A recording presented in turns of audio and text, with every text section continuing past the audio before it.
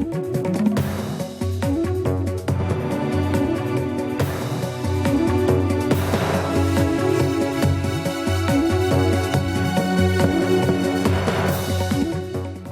मैं रवीश कुमार। लोकतंत्र की खूबी यह है कि वह कोई ठोस पदार्थ नहीं है, एक तरल पदार्थ है। इसलिए आज की राजनीति में प्रोपेगेंडा के द्वारा इसे ठोस पदार्थ में बदलने का प्रयास होता रहता है। मतदान करने की उम्र भले ही 18 साल हो, मगर लोकतंत्र में भागीदारी की कोई उम्र नहीं हो सकती। किसने सोचा था कि हरियाणा के रेवाड़ी जिले की 9वीं और 10वीं की 80 से अधिक लड़कियां धरने पर बैठ जाएंगी और सरकार से अपनी मांग मनवा लेंगी। यह कोई साधारण कामयाबी नहीं है, बल्कि लोकतंत्र में भागीदारी की हमारी समझ को बदलती भी है, बेहतर भी करती है। यह धरना सकारात्मक नोट पर समाप्त हो चुका है, लेकिन जब शुरू हुआ तो पहले 3-4 दिनों तक किसी ने गंभीरता से नोटिस भी नहीं लिया।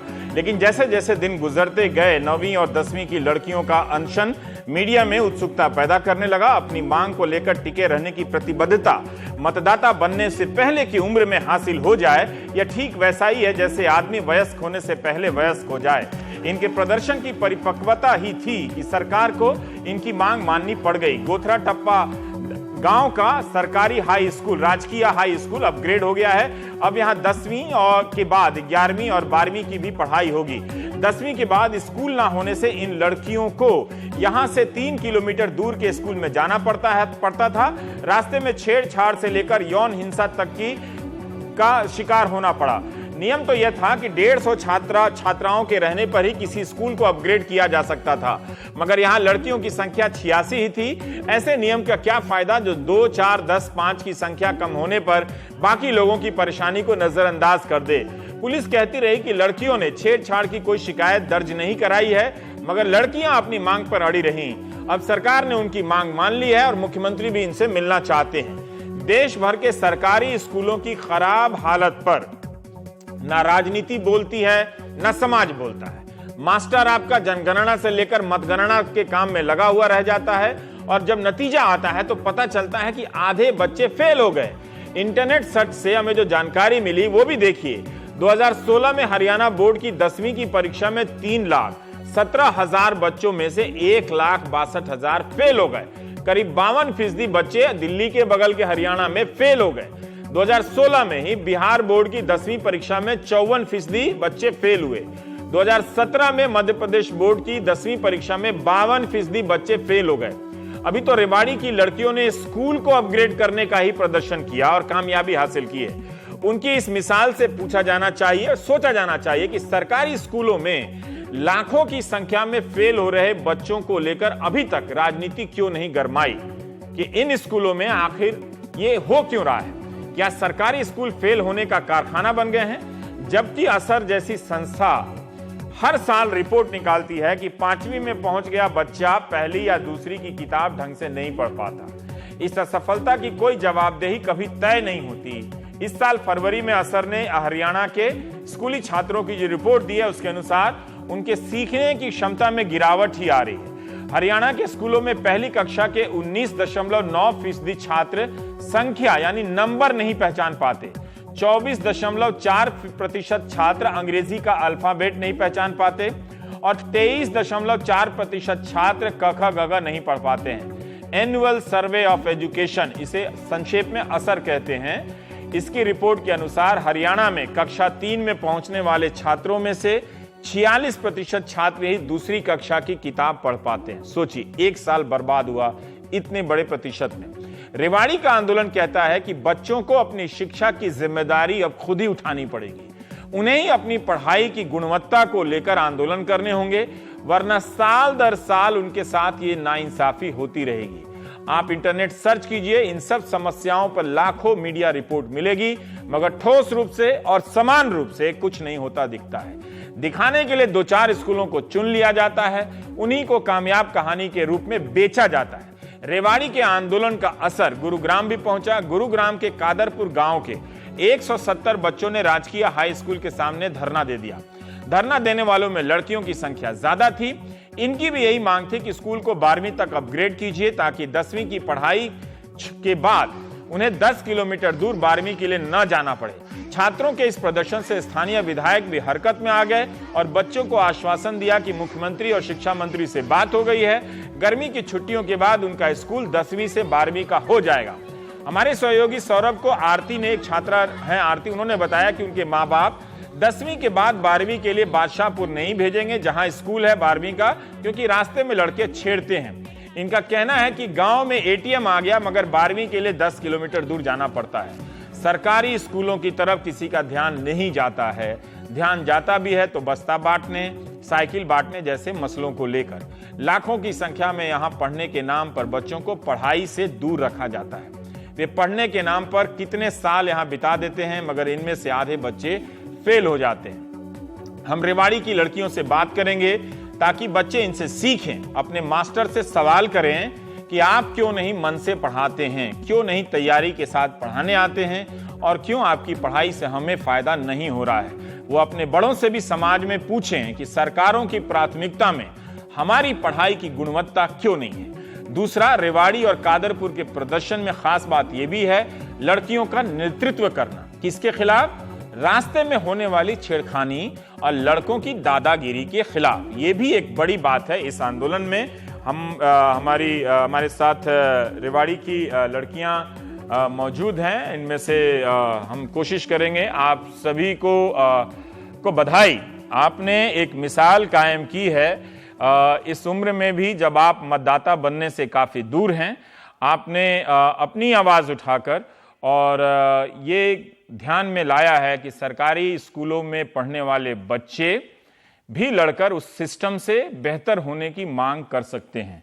तो मेरा सवाल सुजाता जी से है, जो 10वीं की परीक्षा जिन्होंने दी है।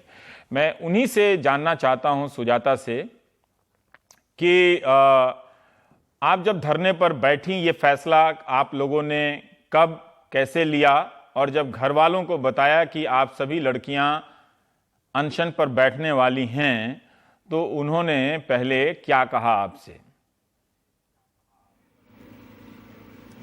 सर, ये फैसला हमने 10 मई को सुबह किया था कि हम इस अनशन पे बैठेंगे। और फिर जब हमने अपने पेरेंट्स को बताया तो पेरेंट्स पहले तो हमारे सपोर्ट में नहीं थे, पर जब हमने इस मांग को सही ठहराया और हमने मतलब अपनी मेहनत की और 1-2 दिन बीत गए। 3 दिन के बाद हमारे पेरेंट्स ने हमारा साथ देना स्टार्ट किया। ये बात सर। आमतौर पे लोग कहते हैं, और खासकर लड़कियों के मामले में इस तरह से हतोत्साहित किया जाता है जैसे लोकतंत्र कोई मीडिया का बाजार हो, वहाँ सिर्फ वही लोग जाएंगे जो माइक पर अच्छा बोल सकते हैं, वो नहीं जाएंगे। सुजाता, आप जो कह रही थी, हम ये जानना चाहते हैं कि क्या आप में से किसी ने कभी धरना प्रदर्शन को नजदीक से भी देखा है, और माँ बाप ने क्या कहा था? आप सबके माँ बाप ने क्या कहा था जब आप जमा हुई एक जगह पे? तो वहां पर क्या बातें हुई कि हमारे मम्मी पापा ने, तुम्हारे मम्मी पापा ने क्या क्या कहा है इस अनशन को लेकर? सर, जो सब लड़कियां थी वो यही कह रही थी कि हमारी जो पेरेंट्स है वो सपोर्ट में नहीं है, फिर भी हमें ये करना है, हमारे स्कूल को अपग्रेड करवाना है। पेरेंट्स हमारे साथ बाद में आ जाएंगे, हमें ये विश्वास है। मेरा आपसे ये कहना, कभी आपने धरना प्रदर्शन को नजदीक से देखा था आप लोगों ने? कभी कोई धरना किया आपसे पहले या कभी गए? नो सर, हमने कोई धरना नहीं किया इससे पहले, पर जैसे कि अन्य हजारे जी ने किया था वो धरना प्रदर्शन, उसे भी हमने नजदीक से देखा था, उससे भी हमने शिक्षा ली है। अच्छा, उससे आपने शिक्षा ली है, उनके अनशन से। ठीक, अब मैं थोड़ा सा जानना चाहता हूं, सुजाता, निकिता और तनुजा, अगर ये नाम आप लोग हैं, शीतल भी हैं जो 12वीं क्लास की हैं, मैं ये जानना चाहता हूं कि आप लोग जो कह रही थी कि लड़कियों ने कहा था कि जो दूसरा स्कूल है जो 3 किलोमीटर दूर है और रास्ते में लड़के छेड़ते हैं, तो पुलिस वाले कहते रहे कि ऐसी कोई शिकायत नहीं आई है, छेड़ने की बात सही नहीं है। हम ये जानना चाहते हैं कि आपके आंदोलन में इस बात का महत्व कितना था कि ये लड़ाई इसके खिलाफ भी है, गांव और उसके आसपास के लड़कों को यह संदेश जाना चाहिए कि छेड़खानी अब हम लोग बर्दाश्त नहीं करेंगे। हाँ सर, ये बात सही है कि हम 3 किलोमीटर बाहर स्कूल में पढ़ने जाते हैं और वहाँ पे हमारे साथ बहुत सी छेड़खानियाँ होती हैं और हमारे घर वाले साफ मना कर देते हैं हमको बाहर पढ़ने के लिए। आप जब घर में बताती हैं तो घर के लोग या गांव के लोग कभी नहीं कहते थे कि लड़कों को ही रोकते हैं, मना करते हैं? यस सर, नो सर, हमारे घर वालों ने ऐसी कभी भी बात नहीं की, क्योंकि जब हम घर पे बताते थे तो बड़े भैया होते थे, वो सिर्फ यही बोलते थे कि मम्मी से बताते, मम्मी तो यही बोलती स्कूल छोड़ के बैठ जाओ। जब भैया से बताते थे तो भैया बोलते थे कि मैं या तो उनको मार दूंगा या मर जाऊंगा, सिर्फ लड़ाई ही उनके बस की थी और कुछ नहीं था। फिर मम्मा ने मना किया कि लड़ाई करना, ऐसे कितने लोगों से लड़ाई करेंगे, इसीलिए सिर्फ एक ही जवाब रहा कि स्कूल छोड़ दो।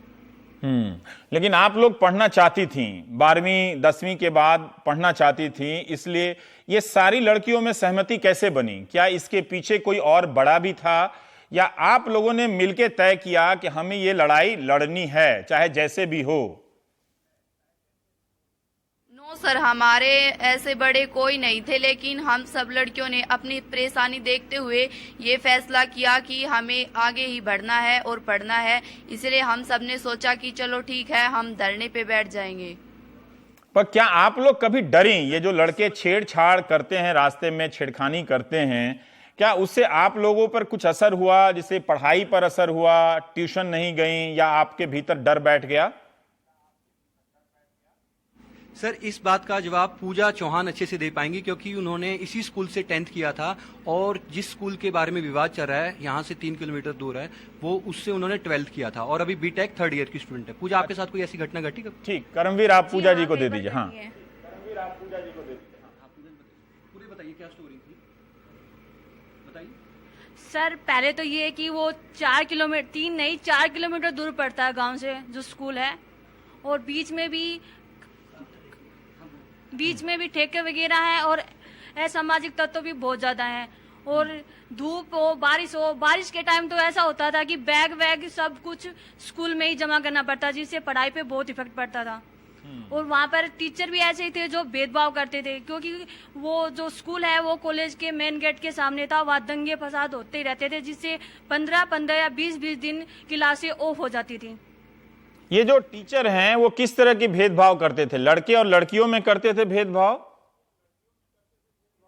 नहीं, वो गांवों के बीच में भेदभाव करते थे, क्योंकि वहां पर ये बड़े जो लड़के हैं कॉलेज में पढ़ने वाले, वे आपस में जुट होकर लड़ाई कर लेते थे। फिर ये कहते थे कि ये लड़कियां तो वहां से हैं, इन लोगों ने ये किया है, वो किया है। वो सब इफेक्ट उन लड़कियों के ऊपर पड़ता था, पढ़ाई के ऊपर।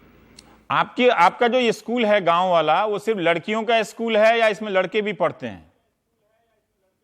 नहीं, ये दोनों का है, लड़कियों और लड़कों दोनों का है। तो लड़कों ने धरना प्रदर्शन क्यों नहीं किया पूजा? वे चाहते ही नहीं होंगे, क्योंकि उन्होंने तो मस्ती करनी है, बाहर जाना है। लेकिन लड़कियों को ये अलाउ नहीं होता ना, समाज को तो आप जानते ही हैं लड़कों और लड़कियों में कितने भेदभाव करते हैं। तो जो उस स्कूल के या उस क्लास के जो लड़के थे, वो इस 8 दिन में 10 मई से लेकर 17 मई तक आए नहीं धरना प्रदर्शन में? हाँ, नहीं, वो लड़कियों का पूरा साथ दे रहे थे, सहयोग दे रहे थे, लेकिन खुद अनशन पर नहीं बैठे ना? नहीं, हाँ, खुद अनशन पे नहीं बैठे। अब पूजा, मैं ये जानना चाह रहा था, मैं थोड़ा समझना चाहता हूं कि जिससे देश के स्कूली बच्चों को ये प्रेरणा मिले कि अगर मास्टर क्लास में नहीं आ रहा है, स्कूल ठीक से नहीं चल रहा है, तो उनकी भी थोड़ी भागीदारी सकारात्मक रूप से बनती है, जिस तरह से आप लोगों ने निभाई है। आप तो खैर यहां से बीटेक कर चुकी हैं, इस स्कूल में कभी 10वीं में पढ़ती थीं, तो ये भी बताइए कि जैसे मैं पूछ रहा था सुजाता से कि कैसे 80 लड़कियां एक साथ आ गईं उस गांव में। पहली बार एक गांव घरों से निकल के आप लोग एक स्कूल की जगह पे अनशन पर बैठी होंगी, किसी की तबीयत खराब हो रही होगी, तो कोई आ रहा होगा बुलाने के लिए कि बहुत हो गया, 3 दिन के बाद अब कोई किसी की जान जा सकती है, अस्पताल ले जाना पड़ेगा, धरना प्रदर्शन खत्म करो, इससे कुछ नहीं होने वाला। हाँ, ये तो हुआ था, लेकिन लड़कियों को अब की बार जुनून था, क्योंकि उन्होंने पढ़ना था और अपने सपने पूरे करने थे, इसलिए घर वालों ने रोका, लेकिन इन्होंने कुछ नहीं मान, जीत पे अड़ी थी कि हमें धरना है तो धरना ही है। इस धरने से जो लड़के छेड़खानी करते थे या नुक्कड़ों पे मिलते थे, उन पे कोई असर दिखा क्या? आपको लगा क्या कि उन लोगों में ये संदेश चला गया है कि अब आप लोग खड़ी हो गई हैं, कोई लेफ्ट राइट करेगा तो उसे छोड़ा नहीं जाएगा। हाँ सर, काफी इफेक्ट पड़ेगा, क्योंकि उन लोगों को लगता है कि लड़कियां बोल सकती है, घरों से निकल सकती हैं। क्यों पहले लगता था कि लड़कियां बोल नहीं पाती थीं आपके समय में? जी सर। तो ये वो आप जब 10वीं कर रही थी और इन लड़कियों में क्या फर्क है, मुझे थोड़ा बताइए कि इन्होंने भी बहुत दिनों तक सहा देखा लेकिन बोलने का फैसला लिया, आप लोग अपने समय में क्यों नहीं ले पाई फैसला? सर उस टाइम इतने मैच्योर नहीं थे, और ये था कि नाम उस समय ये लगा कि कोई हमारा साथ नहीं देगा, लेकिन इन लोगों की किस्मत अच्छी थी कि पूरे गांव ने और पूरे परिवार ने और सब लोगों ने इनका साथ दिया। आमतौर पे पूजा जी, थोड़ा हम जानना चाहते हैं कि ये लड़ाई, तो आपने कहा कि आप सभी लड़कियां पढ़ना चाहती हैं, अपने सपनों को पूरा करना चाहती हैं। आगे जाने से पहले मैं एक सवाल अभी पूछ लेना चाहता हूं कि क्या इन सभी लड़कियों में से कोई लड़की ऐसी है जो विधायक बनना चाहती है, जो सांसद बनना चाहती है? देखिए, ये सवाल बहुत जरूरी है क्योंकि बहुत खराब क्वालिटी के लोग नेता बन रहे हैं, उनकी क्वालिटी बहुत ही खराब है। वो जैसे तैसे किसी लहर वहर में जीत जाते हैं, वो अलग बात है, लेकिन क्या आप में से कोई आगे चलकर विधायक या सांसद बनने की भी कोई सपने देखते हैं आप लोग? जी सर, वो होता है ना, सपने तो लोग बहुत देखते हैं लेकिन पूरे तो किसी के नहीं होते हैं, एक दो ही सपने पूरे होते हैं। पर क्या आप में से कोई नेता बनना चाहेगा आगे चलकर? सर, सब लोग ये बोलते हैं कि ये राजनीतिक दलदल है, तो इस दलदल में कोई पावर रखना नहीं चाहेगा। इस दलदल को बाहर से भी ठीक किया जा सकता है, जो प्रयास आप लोगों ने किया है और यहाँ की लड़कियों ने। आमतौर पे तो यही समझा जाता था कि 10वीं के बच्चे हैं, जैसे हाँको हाँक दिए जाएंगे और किनारे किनारे चलेंगे, लेकिन आपके प्रदर्शन की खास बात यह है कि तमाम तरह की मान्यताएं आप लोग तोड़ दिया, आप लोगों ने मान्यताएं तोड़ी हैं। और मैं सवाल पूछने से ज्यादा आपकी तारीफ करना चाहता हूं, क्योंकि ये एक संभावनाओं की जीत है कि एक गांव में जहां पर किसी का कोई ध्यान नहीं है, ना कोई कांग्रेस है, ना कोई बीजेपी है, ना आम आदमी पार्टी है, लड़कियां अपनी पढ़ाई को लेकर खड़ी होती हैं। तो कहीं भी लोकतंत्र में जो नागरिक की तरफ से जो पहल होती है वो एक बड़ी बात होती है। इससे पता चलता है कि हम एक जिंदा दिल लोकतंत्र में रह रहे हैं। पर पूजा जी, मैं ये थोड़ा सा जानना चाहता हूं कि क्या आप इस स्कूल में पढ़ाई को लेकर किस तरह का है? क्या टीचर आते थे, या टीचर ज्यादातर सरकारी ड्यूटी पर होते थे, कहीं इलेक्शन कराना है, कहीं टीकाकरण कराना है, इन सब चीजों में कभी क्वालिटी को लेकर भी आपके बीच में चर्चा हुई क्या, कि सिर्फ हमें क्लास ना मिले, अच्छी पढ़ाई भी मिले? सर, कई बार हुई है, कई बार इस स्कूल को भी ताला लगाया गया है, क्योंकि टीचर कभी पूरे हैं ही नहीं। अब भी 16 टीचरों की कमी है, सिर्फ 7 टीचर अभी स्कूल में है 10वीं तक, और +2 के तो एक भी टीचर नहीं आई अभी तक। तो ये जो 16 टीचर की कमी है, तो उन क्लास में क्या होता है? कोई बता सकता है? 10वीं की कोई छात्रा बता सकती है आपके पास कि मान लीजिए कि अगर मैं गणित के शिक्षक नहीं है, हमें नहीं मालूम कि किस विषय के शिक्षक नहीं हैं, लेकिन थोड़ा बताइए कि जिस विषय के शिक्षक नहीं हैं उस विषय की तैयारी करने में आपको किस तरह की दिक्कतें आई? आपको ही नहीं, पूरे क्लास को किस तरह की समस्या का सामना करना पड़ा?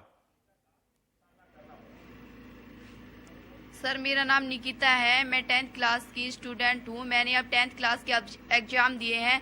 मैं ये बताना चाहती हूँ कि हमारे टीचर नहीं थे, लेकिन हमने जैसे भी किया, ट्यूशन लगवाया, थोड़ी बहुत पढ़ाई की और रात दिन मेहनत की। इसी वजह से हमें अब लग रहा है कि हमारा रिजल्ट अच्छा आएगा, वरना टीचरों की वजह से तो हम सब रह ही चुके थे, मतलब रह जाते। पर जो टीचर हैं निकिता, एक तो है कि टीचर नहीं है, जैसे किस विषय के टीचर नहीं है उस स्कूल में?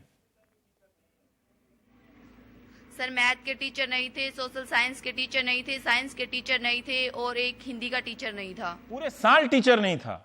Yes sir. सर 9th के भी नहीं थे।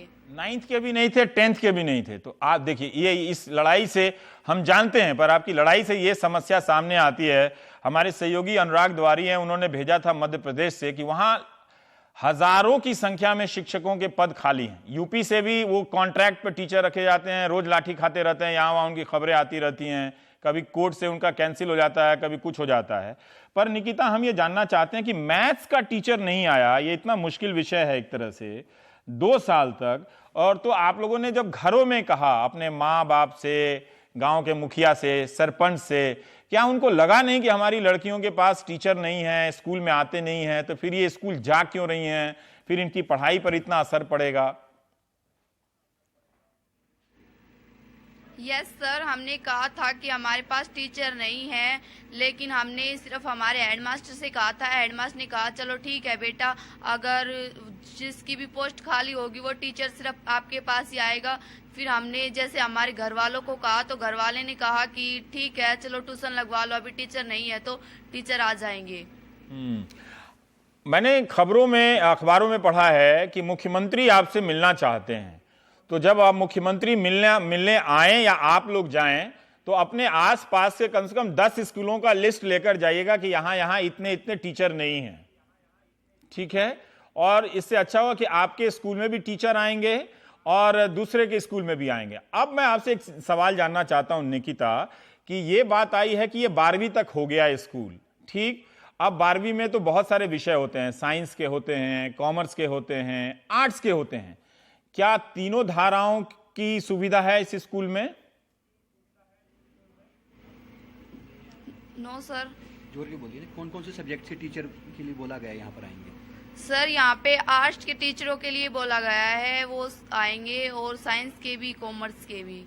अच्छा, तीनों के टीचर आएंगे यहाँ पे। थोड़ा सा कंफ्यूजन है ये सर, इस बात में थोड़ा सा कंफ्यूजन है, क्योंकि जब मेरी सरपंच साहब से बात हो रही थी तो उन्होंने मुझे बताया था कि सिर्फ यहाँ पर आर्ट्स के टीचर आने की व्यवस्था है। बताइए सर थोड़ा पूरा। सबसे पहले तो मैं बताना चाहता हूँ कि जो आपने पूछा है कि भाई टीचर्स के लिए पूछा है कि भाई इतनी कम है, तो आपने सरपंच साहब को क्यों नहीं बताया? मेरे को बताया था इन्होंने, कुछ एक जो छात्र हैं उन्होंने बताया था, और मैंने उसकी कार्रवाई के लिए मैंने आगे डीओ साहब से और अपने डीसी साहब को और हमारे जो विधायक पढ़ते हैं कोसली से श्रीमान विक्रम सिंह जी को, तो उनके मैंने बताया 11/11/2016 से मैं कार्रवाई कर रहा हूँ।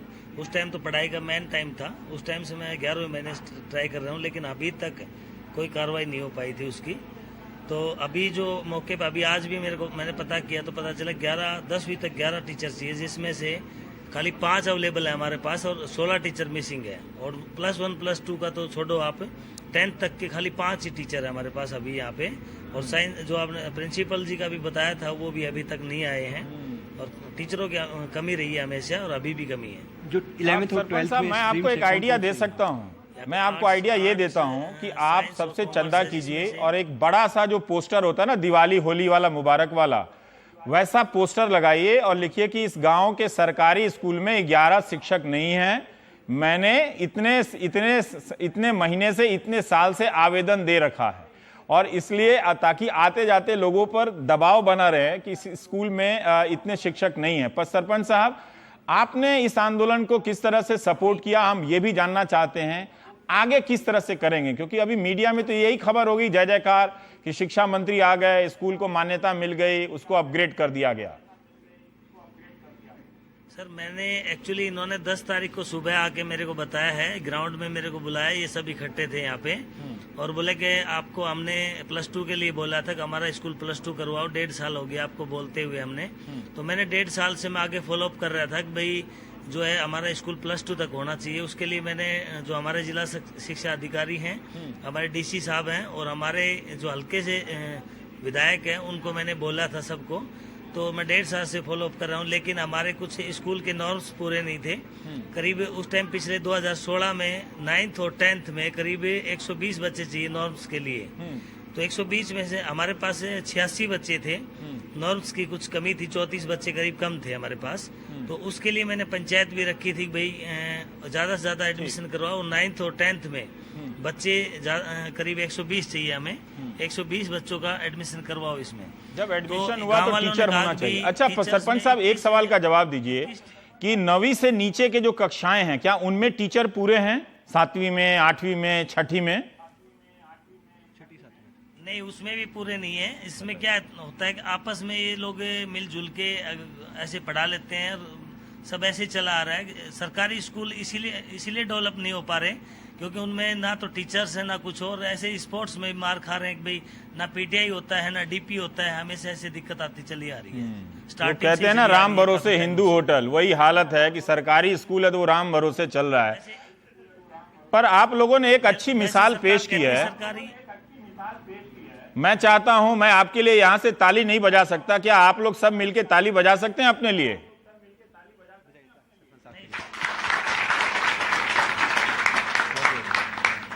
देखिए, हमें यही समझना है कि अपनी सरकारों से, वो हमारी अपनी ही सरकारें होती हैं, हमारी ही चुनी हुई, तो उनका बड़ा मनुहार करना पड़ता है, उनका ध्यान खींचना पड़ता है। आप लोगों ने एक अच्छी पहल की है तो वो एक अच्छे नोट पे जाना चाहिए। तो सरपंच साहब, जो बाकी कक्षाओं में शिक्षक नहीं हैं, तो इससे गांव के लोग बर्दाश्त कैसे करते हैं? वो जो एमएलए आता है, एमपी आता है, ये क्या सामना कर पाते हैं? क्या लोग उनसे ये सब सवाल करते हैं या सिर्फ भावुक मुद्दे पर ही बह के चले जाते हैं? नहीं, अभी क्या होता है कि भाई जैसे हम स्टार्टिंग से फॉलो अप करते आ रहे हैं टीचर के लिए, लेकिन नहीं है अभी। अब जैसे सरकार है जो कहती है कि भाई सरकारी स्कूलों को महत्व दो, अब महत्व इसलिए नहीं हो पाता पूर्ण, जो बोलते हैं वो इसलिए नहीं हो पाता, जो फैसिलिटी चाहिए हमें स्कूलों के अंदर वो सब नहीं होती है हमारे पास। और टीचर्स का, सॉरी मैं समझ नहीं पाया, आपने अभी कुछ पूछा था, मैं ध्यान नहीं आया, फिर से पूछना चाहूंगा। वो छठी सातवीं में जैसे एमएलए आते हैं, एमपी आते हैं, तो गांव के लोग जाके नहीं कहते पहले टीचर दो फिर बाद में वोट करेंगे, ये इंपॉर्टेंट नहीं है उनके लिए? नहीं, वो गांव में क्या है कि नहीं रखते, कुछ एक जो समझदार व्यक्ति होते हैं वो रखते हैं, बाकी सबको वही यहाँ तक सीमित होता है कि भाई हमें हमारी नाली बनवाओ, हमारी गली बनवाओ। शिक्षा के क्षेत्र में कोई नहीं कहता है उस टाइम पे। लेकिन आप लोगों ने घड़ी का जो चक्र है, वो समय का, वो बदल दिया एक तरह से। एक बड़ी नज़ीर हमारे सामने रखी है। आप सब फिर से एक बार ताली के लायक तो हैं, अब हम यहाँ से तो नहीं बजा सकते, आप ही लोग बजा लीजिए। बहुत बहुत शुक्रिया सरपंच साहब, एक बहुत ही अच्छा काम। और लड़कियां, आप सभी को बहुत दिल से मुबारक, इसी तरह से लड़ते रहिएगा और ये देश बिना आपके लड़े अच्छा बनेगा नहीं, इसलिए आपकी बहुत बड़ी भूमिका है। हम ब्रेक लेंगे। बहुत बहुत शुक्रिया और खूब सारी शुभकामनाएं आप सभी को।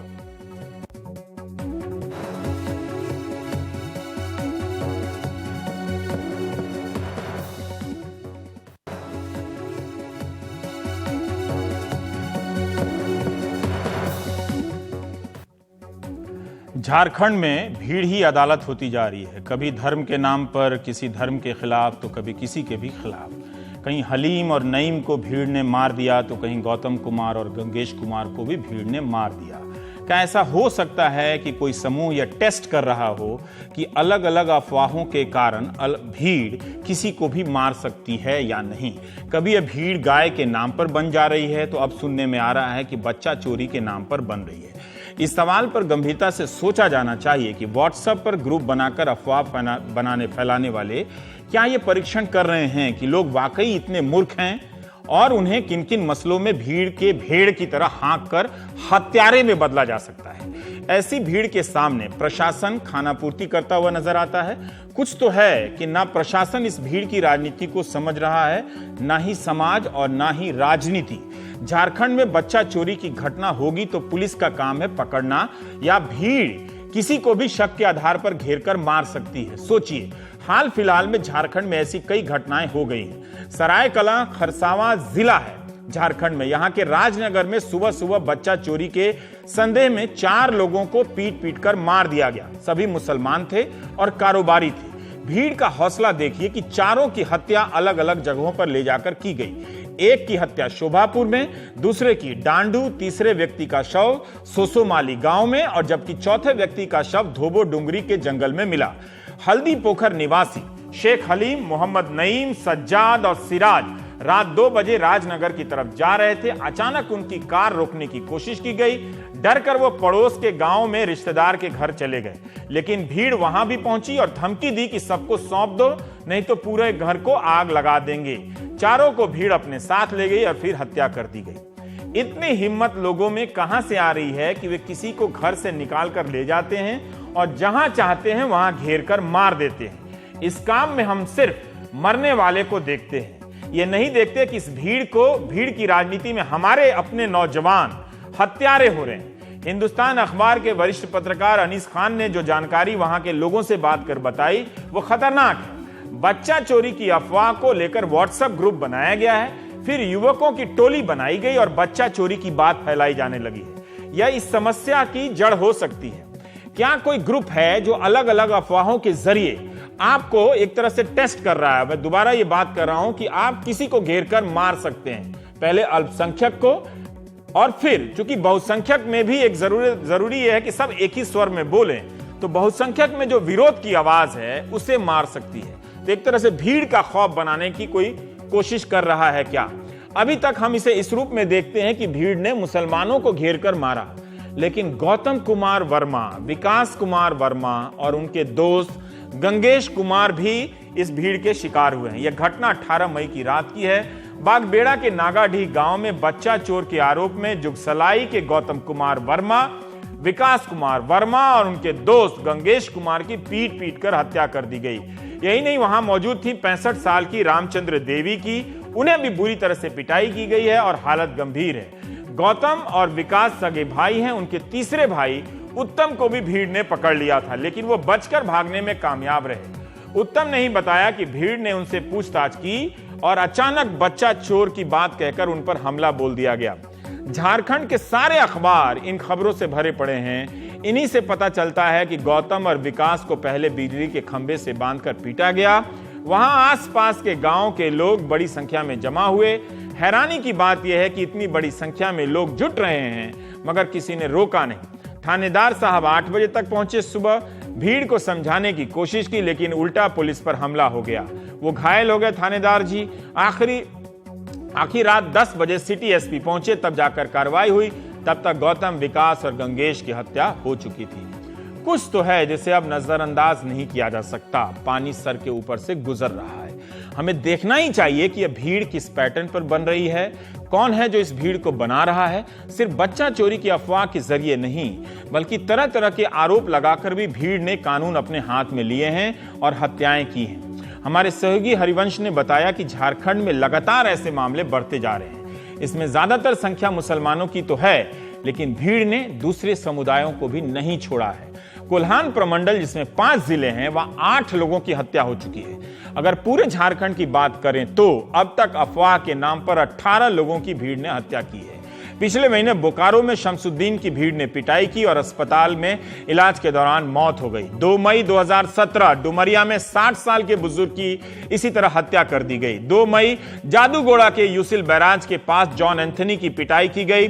2 मई गालूडीह में बच्चा चोर बताकर एक अज्ञात व्यक्ति की बुरी तरह पिटाई की गई। 11 मई आसन बनी तालाब के पास मोहम्मद असीम की हत्या कर दी गई। उसी दिन राखा माइंस स्टेशन के पास सद्दाम अंसारी और छोटू की पिटाई हुई। गालूडीह के पुतुड़ू गांव के पास सुधीर सिंह की पीट पीट कर हत्या कर दी गई। सुधीर भीख मांगकर गुजारा करता था। 13 मई घाटशिला थाना क्षेत्र में सलमान मियां को पीटा गया। 14 मई जमशेदपुर के पोटका थाने में एक व्यक्ति की पीट पीट कर की हत्या कर दी गई। 14 मई जादूगोड़ा में मानसिक रूप से कमजोर महिला को भी बुरी तरह से पीटा गया। देखिए भीड़ कितनी हवसी होते, ये पागल होते जा रहे हैं ये लोग। 15 मई सुंदरनगर के खुकराडीह में सत्यपाल सिंह को भीड़ ने पीटा। 16 मई घाटशिला में दिमागी तौर पर कमजोर युवक की पिटाई की गई। 17 मई जादूगोड़ा में उग्र भीड़ ने दिमागी तौर पर कमजोर युवक पर बच्चा चोरी का आरोप लगाया और पिटाई की। लोगों में इन हत्याओं के बाद गुस्सा दिखने लगा है। प्रदर्शनकारियों ने जुगसलाई रेलवे फाटक के पास सड़क को जाम किया और वाहनों के आवागमन को लेकर प्रशासन के खिलाफ रोका और प्रशासन के खिलाफ नारेबाजी की। पुलिस बार बार कह रही है कि बच्चा चोरी की घटना राज्य में नहीं हो रही है और जहां हुई है वहां कार्रवाई हुई है, बच्चा बरामद किया गया है। जो भी अफवाह फैला रहा है उसे पकड़ने का प्रयास किया जा रहा है। सवाल यह है कि पुलिस क्या अब जागी है, जब चंद घंटों के भीतर वहां 8 लोगों की भीड़ ने हत्या की है। अफवाह के चलते वहाँ पे ग्रामीणों द्वारा एक आदमी को काफ़ी पीटा गया जो सीरियस था, जिसको पुलिस के द्वारा निकालने की कोशिश गई। पुलिस पे भी अटैक किया गया। बाद में उसको निकाल करके हॉस्पिटल भेजा गया। हॉस्पिटल में वो सर्वाइव नहीं किया। इसी बीच एक और सूचना मिली कि बगल के गांव में भी इसी तरह का अफवाह फैला है, उसमें भी 2 चोर को लोग पकड़े हुए हैं। जब वहाँ पे पुलिस पहुँची तो पता चला कि वहाँ पे भी 2 लोगों को पिटाई हुई थी और सीरियस थे। तो तीनों जो सीरियसली इंजर्ड लोग थे वो सर्वाइव नहीं किए। मैं सभी झारखंड वासियों से अपील करता हूँ कि इस तरह के अफवाह पर ध्यान नहीं दें और ऐसे लोग जो अफवाह फैलाएंगे, चाहे सोशल मीडिया पे हो या व्हाट्सएप पे या किसी के माध्यम से, उस पर पुलिस कठोर कार्रवाई करेगी। इसके बाद हम बात करेंगे जीएसटी को लेकर, लेकिन ये प्रक्रिया जो झारखंड में हो रही है वो काफ़ी गंभीर है। इसे बार बार सोचिए, क्या कानून व्यवस्था का इकबाल इतना ख़राब हो गया है कि लोग कानून अपने हाथ में ले रहे हैं? जहां सब सिस्टम है वहां पर इस तरह से घेर कर मारने की घटनाएं, अब ये एक समुदाय विशेष तक सीमित नहीं है, लेकिन इस भीड़ की ताकत के शिकार सब हो रहे हैं। तो कम से कम अब तो समझिए और समझ जाइए। ब्रेक के बाद जीएसटी की बात करेंगे।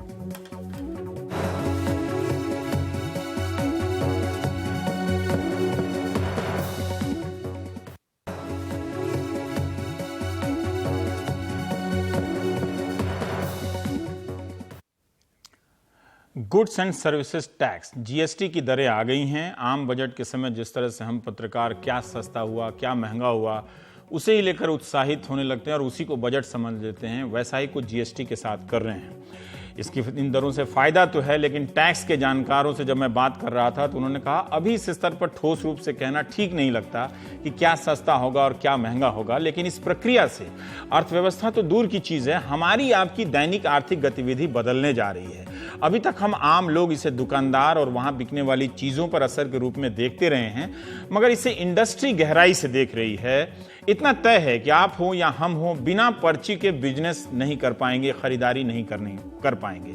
बचने की चोर दरवाजे बंद हो गए हैं, या कह सकते हैं कि कम से कम हो गए हैं। सभी को एक औपचारिक सिस्टम में आना ही पड़ेगा। श्रीनगर में 2 दिनों तक जीएसटी काउंसिल की बैठक हुई, जिसमें करीब 1200 के आसपास वस्तुओं पर टैक्स की दरें तय हो गई हैं। स्वास्थ्य और शिक्षा को सर्विस टैक्स के दायरे से बाहर रखा गया है, लेकिन इसका अलग मतलब है। टैक्स के 4 स्लैब होंगे जो देश भर में लागू होंगे। एक स्लैब में एक ही कर होगा। 5, 12, 18 और 28% के 4 स्लैब तय किए गए हैं। रेल, सड़क और हवाई परिवहन पर 5% टैक्स होगा। इससे उड़ानें सस्ती हो सकती हैं। ओला, उबर जैसी कैब सेवाएं भी सस्ती हो सकती हैं अगर हुई तो। 2500 से 5000 तक के होटलों पर 18% टैक्स लग सकता है। महंगे होटल, सिनेमा, रेस क्लबों को 28% टैक्स देना पड़ सकता है। इंटरटेनमेंट टैक्स को सर्विस टैक्स में मिला दिया गया है। फ्रूट, जूस, मीट, मक्खन, पनीर पर 12% टैक्स लग सकता है। चाय, कॉफी और मछली पर 5% से कम टैक्स लगेगा।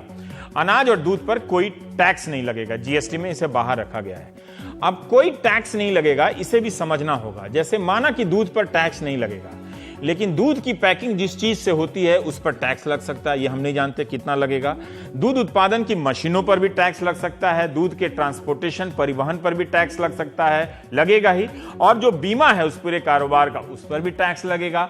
कहने का मतलब ये है कि अभी इसे ठीक से दावे के साथ नहीं कह सकते कि दूध को जीएसटी से बाहर रखने का मतलब है कि दाम सस्ते ही होंगे सस्ते, लेकिन हम कितना सस्ता होगा, पता चला कि 98 ही सस्ता हुआ। तो इसलिए इसके सस्ता महंगा होने का दावे से निकलकर इसकी प्रक्रिया को समझे तो ज्यादा बेहतर हमारी आर्थिक समझ होगी। जम्मू कश्मीर के वित्त मंत्री हसीब दराबू ने बिजनेस स्टैंडर्ड से कहा है कि असली कहानी यह है कि 60 से 70% वस्तुओं पर अब पूरे देश में 2 प्रकार के ही कर होंगे। बहुत सी नई चीजें पहली बार टैक्स के दायरे में आएंगी। सवाल है कि सर्विस टैक्स कितना होगा। अभी 15% तक हम सर्विस टैक्स दे रहे हैं। अटकलें चल रही हैं कि क्या सर्विस टैक्स 18% हो जाएगा। आप किसी होटल में खाना खाते हैं तो पूरे बिल का 15% आपको सर्विस टैक्स देना होता है, ऐसे मोटा मोटी समझिए। जीएसटी सिर्फ रेट नहीं है बल्कि एक प्रक्रिया भी है। इसके लिए सभी व्यापारियों को टैक्स फाइलिंग के नए तरीके सीखने होंगे, दुकानदारों को भी। उसी में सबकी भलाई है। तो बेहतर है कि इसकी कमियों को, इसकी संभावनाओं को, पूरी प्रक्रिया को समझिए। हम कोशिश भी करेंगे जब हम खुद समझ जाएंगे तो। प्राइम टाइम आपने इतना झेला, बहुत बहुत शुक्रिया। नमस्कार।